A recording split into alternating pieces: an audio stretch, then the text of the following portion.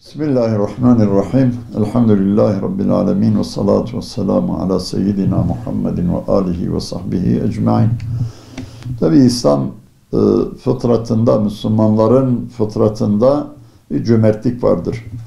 Bu dinin peygamberi hep cimrilikten Allah'a sığınıyordu. Yani ya Rabbi cimrilikten sana sığınıyorum.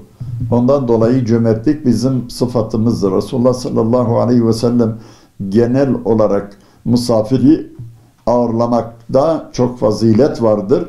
Yani bunu yaparsan, misafiri ağırlarsan bu kadar günahların silinir. Sen bu kadar dereceye ulaşacaksın demiştir. Özellikle Ramazan-ı Şerif'te bir hayır çok katlanır. Yani artık diğer vakitlerde fakirleri ağırlamak, onlara yemek vermek Ramazan ayının sofrasında, yani iftar sofrasında yemek vermek kadar faziletli olamaz.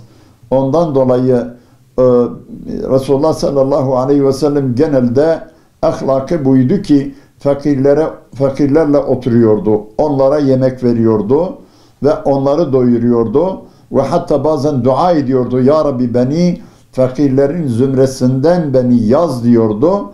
O dua ki Resulullah sallallahu aleyhi ve sellem buyurmuştur, beni onlardan say dediğine burada büyük bir fazilet vardır. Ondan dolayı bir insan ki iftar vaktinde o fakirleri sofrasına davet ederse bu insan da Resulullah sallallahu aleyhi ve sellemin o meziyetine, o kalitesine inşallah ulaşacaktır.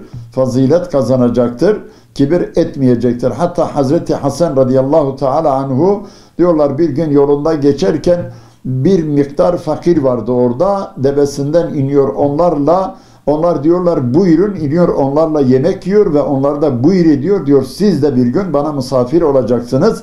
Müslümanlar genelde fakirlere moral verecek. Yani böyle zenginler, kendisinden menfaat beklenen adamlar değil de kendilerinden hiçbir menfaat beklenmeyen insanları sofrasına çağırıyordu. Ondan dolayı Allah Kur'an-ı Kerim'de diyor ki müminler fakirlere yemek verince, bir şey verince, sadaka verince diyorlar ki innema nut'imukum liwecihillah la nuridukum minkum cezaen ve la şükura. Biz sade Allah için size veriyoruz.